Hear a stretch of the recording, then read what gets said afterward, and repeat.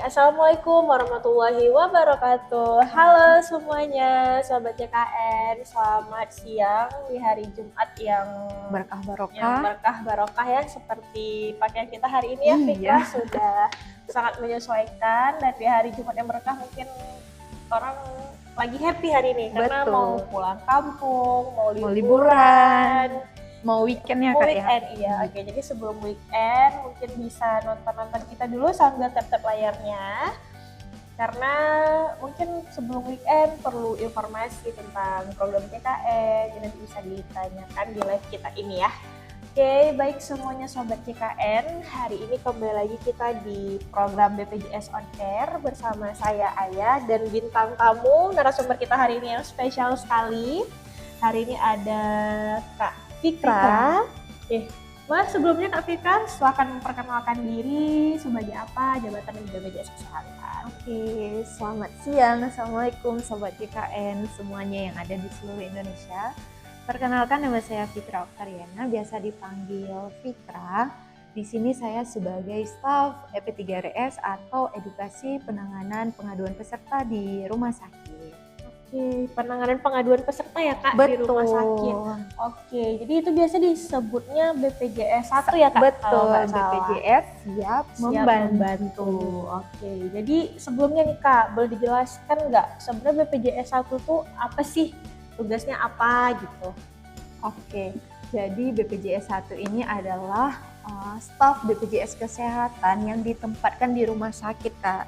Di rumah guna sakit. Untuk memberikan informasi, edukasi, pendampingan serta penanganan pengaduan ataupun keluhan-keluhan pasien yang sedang berobat di rumah sakit. Oke, jadi karena sebenarnya kita tahu ya kalau misalnya peserta berobat di rumah sakit, Betul. pasti mereka sering ada beberapa peserta yang kesusahan gitu ya mendapatkan informasi itu baik mengenai alur pelayanan, hak dan kewajiban maupun penyelesaian terhadap pengaduan yang mereka alami juga. Jadi sebenarnya dengan ada BPJS 1 ini memudahkan peserta juga ya Kak? Betul. Jadi mungkin kalau misalnya ada peserta yang di rumah sakit membutuhkan informasi ataupun pengaduan, silahkan menghubungi petugas BPJS 1 gitu. Oke.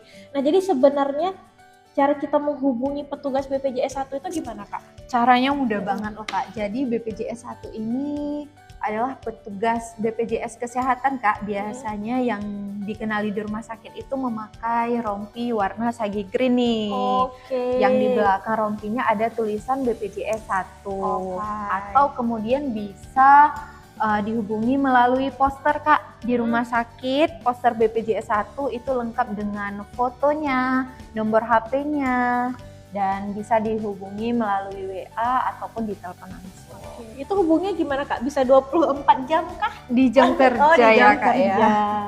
Oke, jadi gitu teman-teman. Jadi di rumah sakit nanti kalau misalnya memang kalian berobat, itu bisa dicari aja ya. Iya, poster BPJS 1. Di situ ada nama, ada foto, ada nomor HP. Nanti dihafal mukanya. Jadi kalau jalan-jalan di rumah sakit jumpa kakak ini, boleh bisa say hi dulu Kak ya. Jadi nanti kalau mau curhat-curhat, mau minta informasi, pengaduan bisa gitu. Oke, kemudian tugasnya nih Kak, sebenarnya tugas BPJS 1 itu apa aja Kak? Oke Kak, ini singkatnya aja ya Kak. Jadi petugas BPJS 1 itu bertugas memberikan informasi terkait program JKN. Selain itu juga mengedukasi peserta tentang hak dan kewajibannya, kemudian menangani keluhan ataupun kendala peserta ataupun pasien yang sedang berobat di rumah sakit, kemudian juga berkoordinasi dengan rumah sakit terkait dengan kendala pelayanan, dan kemudian memantau kualitas pelayanan peserta JKN. Oke, berarti tugasnya sebenarnya banyak dan sangat membantu peserta ketika di rumah sakit ya. Nah, jadi untuk teman-teman yang sedang di rumah sakit butuh pengobatan, sebenarnya dengan adanya petugas BPJS 1 ini sangat membantu, apalagi mungkin peserta yang baru pertama kali berobat atau memang waktu berobat ada kendala. Jadi silahkan dihubungi petugas kita gitu. Dan untuk Kak Fikra ini kan kita di Aceh Selatan nih Kak, Betul. ada beberapa rumah sakit Mm-mm. gitu. Kalau Kakak itu biasanya di seluruh rumah sakit atau memang ada rumah sakit tersendiri yang gitu? Jadi karena kita kebetulan ada 2 orang nih Kak, ada staf sama koordinator. Kebetulan saya Fikra di Rumah Sakit Cahaya Sehat.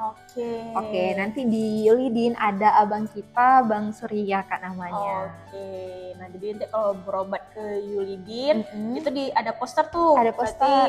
Bang Surya. Bang Surya. Kalau misalnya memang berobat ke rumah sakit Cahaya Sehat, itu ataupun ke klinik utama Muhammadiyah di Labuan Haji Kak.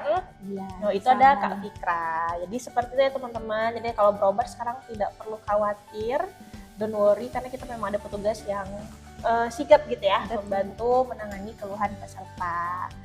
Oke. Oh iya nih Kak, ini yang paling penting nih. Peserta yang mengakses layanan dan meminta bantuan kepada BPJS 1, apakah dipungut biaya? Oh, salah. Tidak ya Kak ya. No. Jadi seluruh layanan BPJS 1 itu diberikan secara gratis Kak, sebagai bentuk komitmen BPJS Kesehatan dalam meningkatkan kualitas pelayanan kepada peserta JKN. Oke, seperti itu jadi ya teman-teman. Jadi jangan takut kalau misalnya ada keluhan, pengaduan, bisa segera dilaporkan dan tidak dipungut biaya Kak ya. Gratis, asalkan apa Kak? Kepesertaan BPJS-nya aktif. Cara cek kepesertaan BPJS-nya aktif gimana? Oke, bisa langsung di Pandawa, di mobil JKN, ataupun di Care Center 165. Jadi gitu ya guys. Jadi sebenarnya kalau misalnya BPJS-nya aktif, butuh pelayanan, itu mudah. Karena kalau misalnya memang ada kendala, kita ada petugas BPJS 1. Kalau misalnya kepesertaannya aktif, semua dapat dilayani asal sesuai dengan indikasi medis. Oke teman-teman, jadi untuk teman-teman yang masih bingung, masih mau bertanya mengenai petugas BPJS 1, itu boleh langsung di kolom komentar, ataupun yang mau bertanya terkait program JKN, itu silahkan gitu ya, nanti kita akan bantu menjawab semampu kita. Oke baik Kak Fikra, kita lihat ada sekitar 17.000 orang yang nonton gitu ya. Tepuk tangan dulu dong Kak. Dan ini kita lihat sudah ada beberapa yang sangat excited bertanya, jadi coba kita bantu jawab ya dulu. Mungkin dari keluhan-keluhan peserta. Kak mungkin boleh kesini lagi, kakaknya cantik ini nggak nampak sama peserta kita. Oke, ini di sini sudah ada pertanyaan dari para penonton. Ini coba kita jawab dulu ya. Oke, ini tanya dari Kak Akang Nasbuah. Kakak ini di Tapak Tuan kah? Iya, kita dari KC Tapak Tuan, BPJS Kesehatan Cabang Tapak Tuan. Oke, dari Kak Adi Faris, baca dulu komennya. Oke, siap Kak. Jadi ini kita mau baca dulu komennya ya. Terus ini ada yang nanya dari Kak Muda Mudi Asoy. Aduh, namanya ya. Muda Mudi Asoy. Kak riwayat SC terus hamil lagi pengen SC nggak bisa ya? Gimana Kak? Oke, nah jadi kalau bisa pertama udah sesar nih, terus hamil lagi pengen sesar lagi. Jadi sebenarnya teman-teman, pelayanan JKN itu ditanggung asal sesuai dengan indikasi medis dan bukan permintaan sendiri. Nah jadi kalau misalnya kakaknya sebelumnya memang sudah pernah sesar, terus hamil pengen sesar atas permintaan sendiri, itu kita nggak bisa, nggak ditanggung. Kecuali memang ada penghambat yang asal berdasarkan indikasi medis dari dokter, kakak itu harus sesar, itu baru bisa gitu. Tapi kalau misalnya memang kakaknya normal, sehat, tidak ada penghambat, terus kakaknya memang minta sendiri untuk sesar, itu tidak ditanggung oleh BPJS Kesehatan. Seperti itu ya Kak. Kecuali memang kakaknya waktu mau melahirkan memang ada penghambat gitu, dan berdasarkan rekomendasi dari dokter harus sesar, itu bisa dijamin. Seperti itu ya Kak Muda Mudi Asoy. Oke, selanjutnya nih Kak, dari Kak Nurjiatik, kalau mau nyicil tunggakan mandiri itu nanti bisa dipakai berobat. Ini dari Kak Nur. Mau nyicil tunggakan itu pakai berobat. Jadi kalau misalnya dia lagi dalam masa nyicil sebelum lunas, itu dia belum bisa dipakai untuk berobat Kak. Gitu, karena untuk program cicilan itu dia tidak melunaskan tagihan. Jadi kakaknya bisa pakai berobat lagi nanti ketika tunggakannya itu lunas gitu ya Kak Nur. Oke. Selanjutnya dari Kak Rina, bisa nggak buat BPJS orang yang belum buat kakak? Belum buat kakak berarti dia tidak ada nih. Tidak ada identitasnya dong. Itu dia gimana ya dia kalau mau kita daftarkan ya. Jadi pastikan dulu dia punya nik, baru bisa kita daftarkan kepesertaan BPJS-nya gitu ya Kak Rina. Oke, selanjutnya dari Kak Purba Coy. Kak, gimana cara login mobil JKN kalau kita ikut isi BPJS-nya dari perusahaan? Terima kasih. Oke, berarti ini cara daftar mobil JKN, Kak? Iya. Oke, gimana, Kak? Kalau Oke, untuk cara daftar mobil JKN, pertama download dulu aplikasinya. Kemudian tinggal login aja. Kayak kalau sudah memiliki akun, bisa login aja, klik login, masukkan nick dan passwordnya, masukkan kode captcha-nya, kemudian klik masuk. Iya. Tapi kalau seandainya belum punya akun mobil JKN, bisa klik daftar dulu, isi dulu nih Kak ya. Ada nicknya, ada nama, terus ada tanggal lahir, dan diikuti aja instruksinya. Tapi pastikan nanti nomor HP sama email yang terdaftar sudah sesuai dengan data di BPJS Kesehatan. Kalau misalnya memang belum sesuai, gimana Kak caranya? Bisa di Pandawa gitu ya. Jadi nanti kita sesuaikan dulu data nomor HP sama emailnya, baru nanti kita lanjutkan ke pendaftarannya. Nanti ketika sudah login, itu datanya langsung muncul. Data istri dan beserta tanggungannya.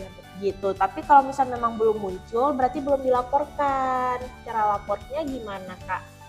Bisa lewat Pandawa atau bisa ke kantor cabang terdekat. Betul. Karena kita sebenarnya sekarang sudah mudah ya, Kak? Sudah banyak kanal-kanal online. Jadi kalau misalnya memang nggak sempat ke kantor atau nggak ada waktu nih, atau misalnya jauh ke kantornya, bisa memanfaatkan layanan online kita. Gitu. Atau bisa ditelepon aja Kak ya ke call center. Nanti ada petugas kita yang akan membantu gitu. Oke, lanjut nih Kak. Selanjutnya dari Kak Harayanti. Untuk pendaftaran bayi gimana caranya Kak? Apa bayi dalam kandungan bisa didaftar, apa menunggu lahir? Oke, untuk pendaftaran bayi itu setelah bayinya lahir ya Kak ya. Oke, jadi biasanya kalau bayinya lahir di Vaskes itu ada Vaskesnya langsung yang mendaftarkan, ada petugasnya Kak. Jadi kita cuma membutuhkan surat keterangan lahirnya aja. Nanti BPJS-nya akan didaftarkan langsung oleh petugas di rumah sakitnya. Kemudian apa menunggu lahir ya? Kalau dalam kandungan belum bisa.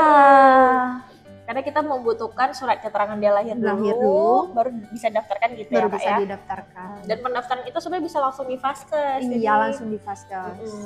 Jadi nggak usah nunggu ke kantor cabang atau gimana. Jadi ketika lahir bisa langsung didaftarkan oleh petugas kita gitu ya. Oke, selanjutnya dari Kak Akagami _11. Fikra, klaim JKN bisa di Tapak Tuan.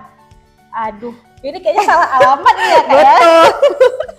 Jadi kita sebenarnya di sini BPJS Kesehatan. Kalau misalnya untuk klaim itu kan BPJS Ketenagakerjaan. Karena kalau BPJS Kesehatan itu kita sistemnya gotong royong ya Kak. Jadi kalau misalnya untuk iuran yang dibayarkan itu tidak bisa untuk dicairkan gitu. Jadi kalau misalnya yang maksud kakaknya ini klaim itu mungkin BPJS Ketenagakerjaan. Tetangga sebelah Kak ya. Jadi kita tidak bisa jawab ya karena bukan kewenangan kita. Berarti salah informasi udah salah kakaknya.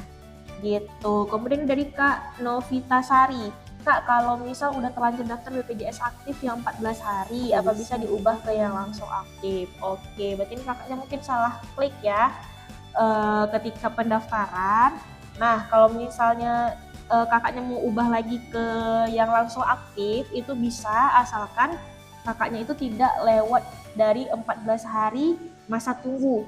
Jadi sebelum 14 hari kakaknya boleh langsung melakukan pengajuan ke kantor cabang terdekat gitu ya. Nanti iurannya bisa kita rekonkan, kemudian kakak bisa langsung aktif dengan syarat membayar iuran sejak bulan nonaktif. Seperti itu. Semuanya terima kasih atas antusiasnya. Mohon maaf untuk pertanyaan belum dijawab, nanti bakal lanjut ke DM kita aja. Oke, terima kasih lebih dan kurang. Saya mohon maaf.